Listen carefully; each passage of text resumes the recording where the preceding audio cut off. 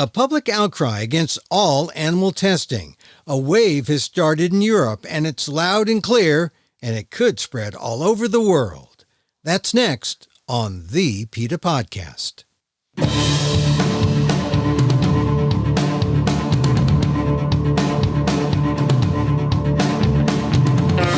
Welcome to the PETA Podcast. I'm Emil Guillermo, your host for this inside look at animal rights. Brought to you by PETA, the largest animal rights organization in the world. On today's show, cruelty-free cosmetics. Thought the war was won? Well, yes and no. To stop some emerging loopholes in the laws, PETA UK led a charge in Europe to urge the entire European Union to do the right thing. Stop all animal testing. The European Citizens Initiative, or ECI, is unlike a normal petition drive because it actually makes Parliament take action. And this month, the goal was reached, 1.4 million signatures from 22 European countries, and all demanding an end to animals in testing. How did it happen? And how could the momentum impact the U.S. and other parts of the world? Dr. Julia Baines of PETA UK talked to me about the successful drive, why it was necessary, how it worked, and what happens next on the PETA Podcast. Dr. Julia Baines, welcome to the PETA Podcast.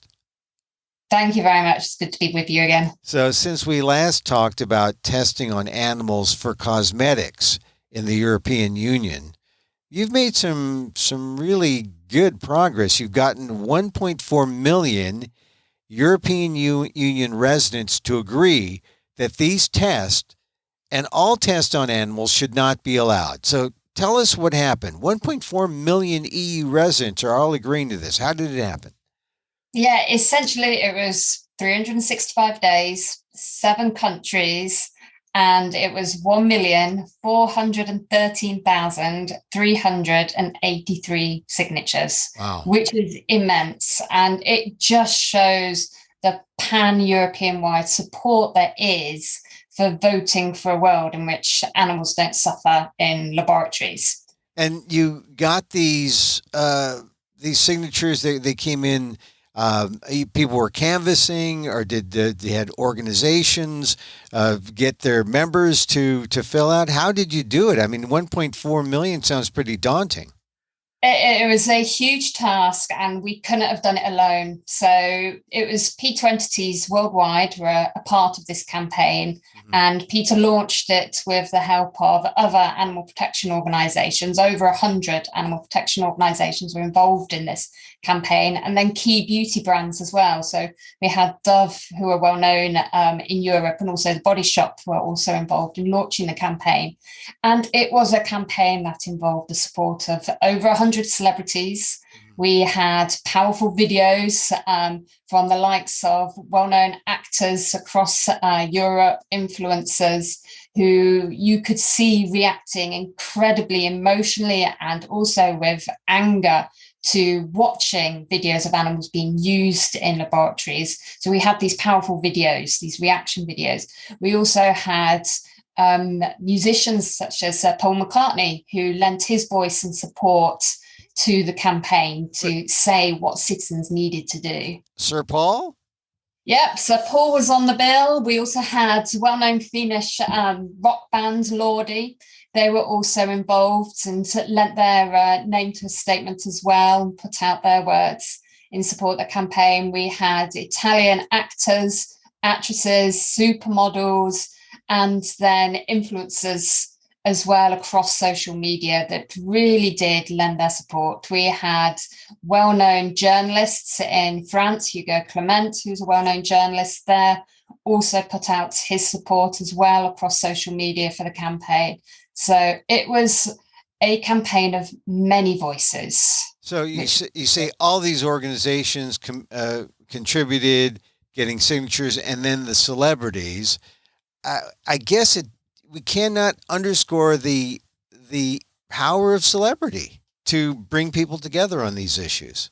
Yeah, exactly. I mean, PETA can only reach so far in terms of our supporters and our members. And so that's why having the help of celebrities and influencers to really just extend that reach, because so many people live their lives now on social media and follow trends and what people are saying, what people are doing, what's going on in the news. It's all at your fingertips. So being able to run a campaign where people have that outreach to their fans, to their supporters, it's been a tremendous help to us. How about the significance of Sir Paul? What is it like when Sir Paul has been a forever PETA supporter, but when he lends his hand to something, what's the impact on? We were delighted, absolutely delighted that Sir Paul could help with this particular campaign, because it's not just putting his voice out to supporters, it's also helping generate news as well and getting it into the press. And so again, it's getting that word out of what people needed to do, which was to go to a specific website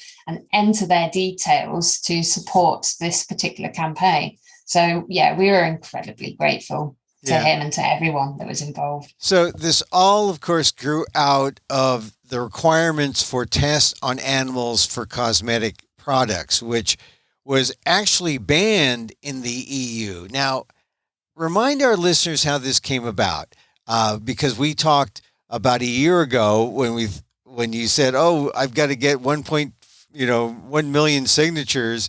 How am I going to do that?" But the whole idea that how can tests be banned under law, which they were already, and still be going on? I mean, it seemed like there was a real conundrum here. People had to understand the need for these signatures.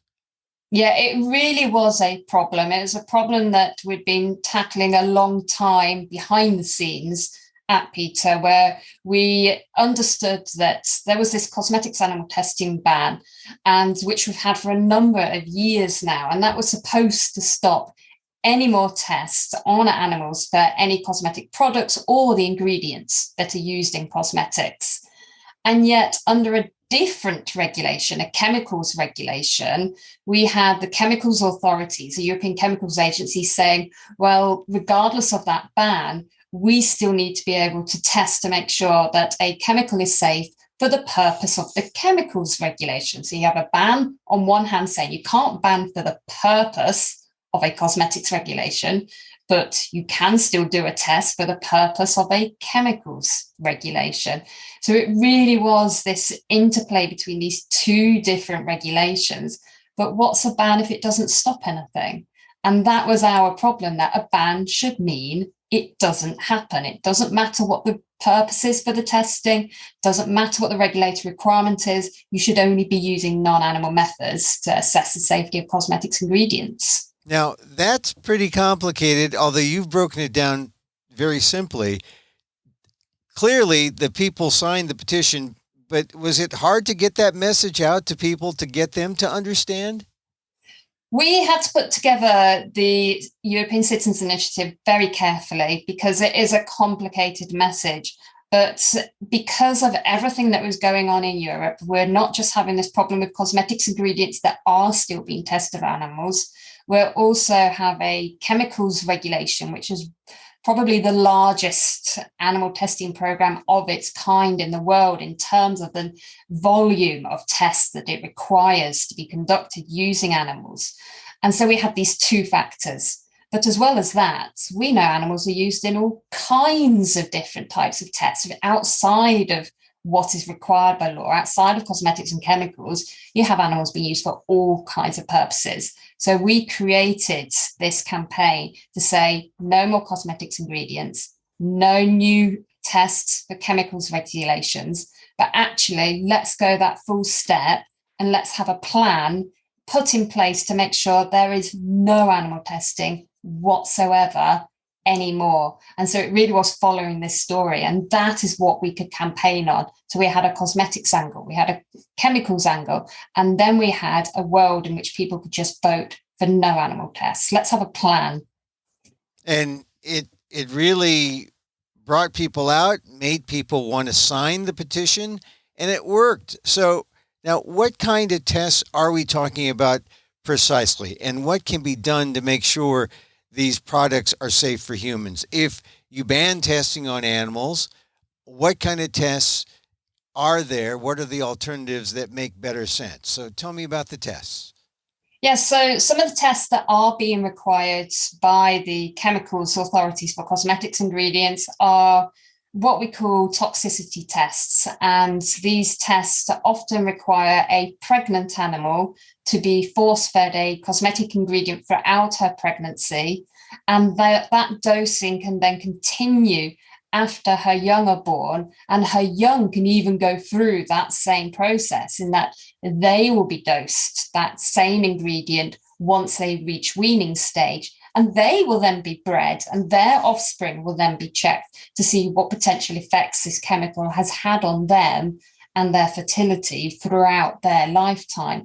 So these are studies that for just one chemical can use well over 1,000 animals. That's just one test, one ingredient over 1,000 animals. And we're talking about hundreds potentially of ingredients. And so it just snowballs, but what can really be told from, or what can you glean from the tests that would really apply to humans? I guess if it hurts an animal, does it apply in terms of in toxicity? Would it apply to humans? This is the absurdity of it, because it's already well established that if you were to run some of these tests, for example, in mice, you won't necessarily get the same result in rats. And you think how closely related those species are, and then try applying those results to humans. And we're also talking about cosmetics ingredients that have been used safely for decades. They've been on the market for a long time. If you really want to know how a chemical is going to affect a human, you need to use human-based data. And so really what you're doing by reforming how these tests are done, you're getting better results for the people, and people are getting what they want. Yeah, exactly. I mean, we are all for safe cosmetics, all for protecting the environment and making sure you have those safeguards in place. But to do that, you need to use the best available science. And that definitely does not involve using animals. Yeah. Did you get much pushback? I mean, you got your 1 million signatures, but what kind of pushback was there to counter what you were saying? People would maybe say, oh, we do need these tests. These are important. These are these protect mankind. The kind of opposition we often get is that people don't understand that non-animal tests can actually be the better way forward, or getting people to understand that if you continue to use a test that uses animals, you're not helping, you're not getting that data that is needed to show that something is safe. So we would have to counter that by saying, look, if you don't have the right test available now, if you don't revert back to using the animal study. Instead, you need to invest in making a better test that uses human data. So this is what we'd say, look, if you don't trust the data, then let's work on a better method, because you can't go using animals. It's just not going to help. Right. So we get better data, and people responded. Once again, 1.4 million EU residents. That's across Europe, not just in Britain, but this also isn't a regular petition as we think of them under other circumstances where people are signing on to request something, but it has no real teeth in some petitions. What's the difference between a regular petition and this petition, this European citizens petition? This means something, right? It really does mean something. This is a formal legal mechanism. So it really does give EU citizens a chance to have their say on laws they want to see implemented. So an ECI, European Citizens Initiative, basically gives you a chance to propose changes you want to see to the law. And if you meet the criteria for a successful ECI, which is 1 million validated signatures across at least 7 different countries, then the European Commission is mandated to act. It has to act. It has to consider your proposals and then set out what it may do in response to that particular petition. So it's not something where you are just urging someone to act. They actually have to by law. All right. Now, tell me about the complications. And we're talking about the current situation in England right now, you've got a new prime minister. You have a new monarch. The Queen has passed, and may she rest in peace. But we have a new king. Now, it's less about the king, but I'm talking about how, with considering Brexit, is Britain part of this situation? How does the politics work? Yeah, unfortunately, the UK is not governed anymore by European law. So this European Citizens Initiative won't have a direct impact on how the UK now implements its own regulatory frameworks and its own plans. But that doesn't mean to say that what happens in Europe doesn't affect what happens in the rest of the world. Now, there's two reasons for that. One is that chemicals get imported and exported. So if you have a set of safety data that is accepted in Europe, then often that same set of data will be accepted in other jurisdictions, such as the United States and also the UK. This is how these kind of frameworks work. There's this mutual acceptance of data. But also people look to where's the best science going. And if we can push the EU to say, look, you've got to reform, you've got to change the way you do things, and this is actually making it better, others often follow track. Because you look at things like the cosmetics animal testing ban, it started in one place. We had it in the EU for a number of years, and then we see similar bans being put in place across many different countries internationally. So it really is, it's showing a way forward, and that's what we hope to do. And so, once again, the situation in the UK, the EU is going to do something about this. Does this mean that it will strengthen existing laws in the UK, or will it clarify how testing should be done in the UK? So the UK still follows a very, very similar format to what the EU does in terms of its chemicals and how it handles safety tests for cosmetics and the other types of chemicals. So if we see changes in the EU, then we can take those changes to the UK government and say, look what your neighbours are doing. You need to follow suit, because if you don't keep up, you're actually making things more difficult for the whole importing and exporting of chemicals if you've got two different sets of standards. Yeah. And so, all right, so the likelihood of something good or positive happening is good at the UK. Now, how about internationally? And I'm talking about people in the US. What kind of impact would this EU measure have on consumers in the US who are buying products? And if they're imported from Europe, I guess they know that they can count on those products being test-free cosmetics. How do U.S. consumers, how should they view what this successful petition drive means to them?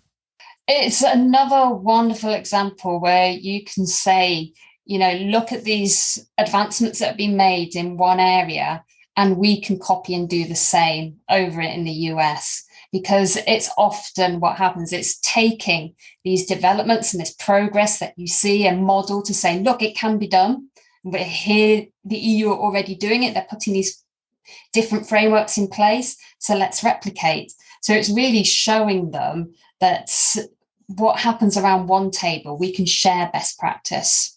And that's what we intend to do. And right now, the law hasn't changed. I mean, this is now brought to the governors at the European Union.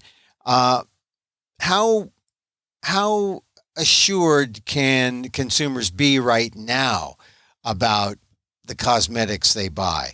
And how is this potential change in the law or a clarification, how is this going to make them feel even better about the kind of cosmetics that they consume?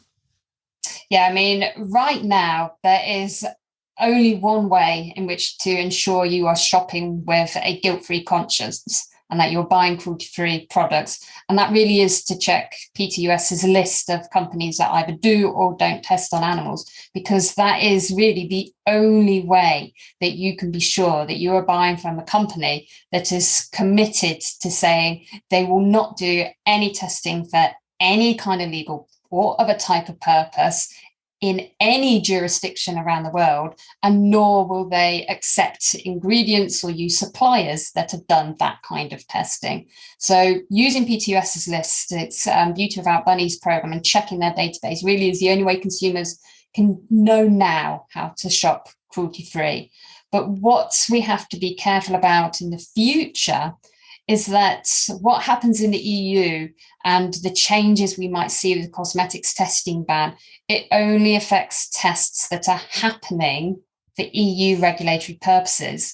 We have to remember that some companies still choose to go and market their products in places like China, for example, where the Chinese regulatory authorities still mandate tests on certain types of products. And we may still see those products on the market internationally. So although citizens within the EU might have a little bit more security and comfort, really, I would say always be safe and do your double checks. Yeah. And download the Beauty Without Bunnies app on your phone. That's what I do. That's how I check. The app on the phone, once again. Beauty Without Bunnies, PETA US. Yeah, download it. It's free. It's a global international list. And that's something, because there are companies that may be the companies on the list are 100% cruelty free, but there are some companies that may only be 60% or 70 or maybe 50, right? I mean, and they won't be on the list.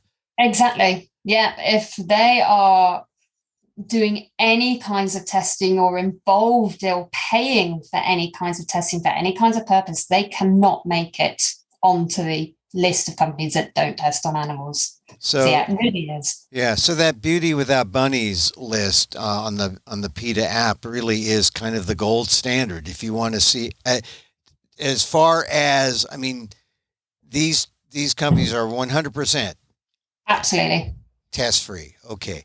Well, that's important. So once again, the big feat, 1.4 million signatures.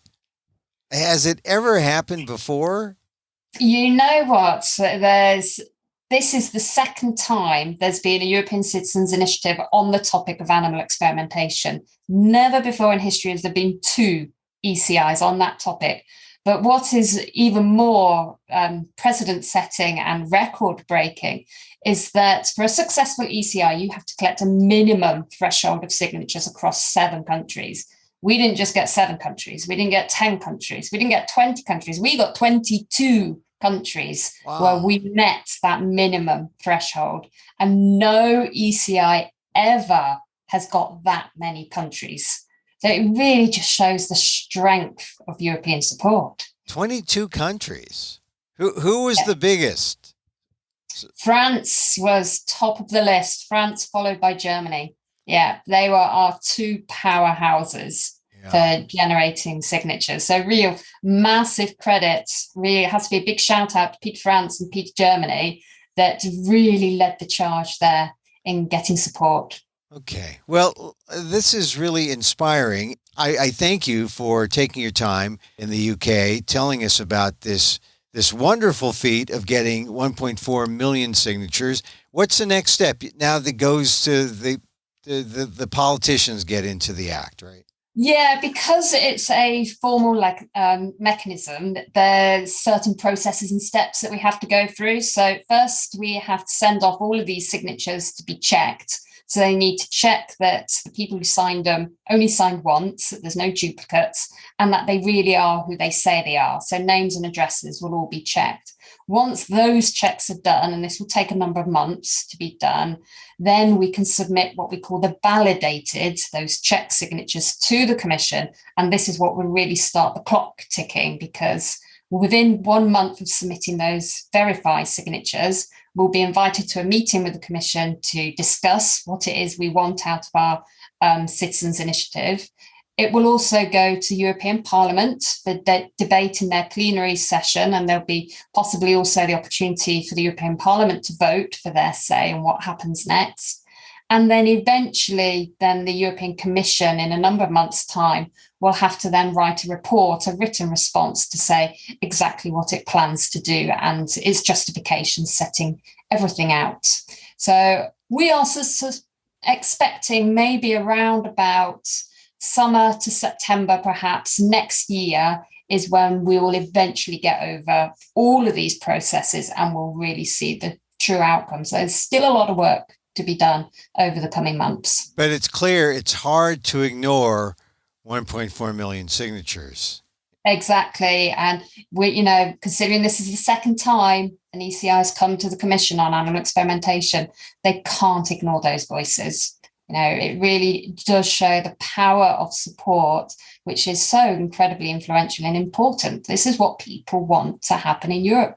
They want a world without animal testing. Dr. Julia Baines, thank you very much for joining us on the PETA Podcast.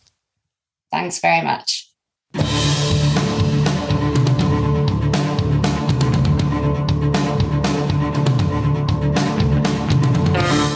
Dr. Julia Baines, PETA UK, on the major petition drive in the European Union, where 1.4 million people demanded action to stop any animal testing. Find out more about the action and how it will impact the consumers in the EU and internationally.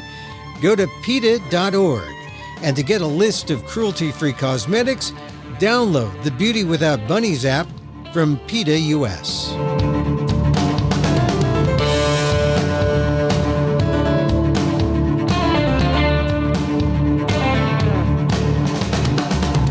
And that's our show for today. Thank you for listening. Don't forget to send a link of this show to your friends. Tell them you like the PETA Podcast. Contact us at PETA.org. You can find me on Twitter at Emil Amok. That's EMILAMOK. Or see my vlog at amok.com. Or see my work at ALDEF, the Asian American Legal Defense and Education Fund. That's ALDEF, AALDEF.org/blog.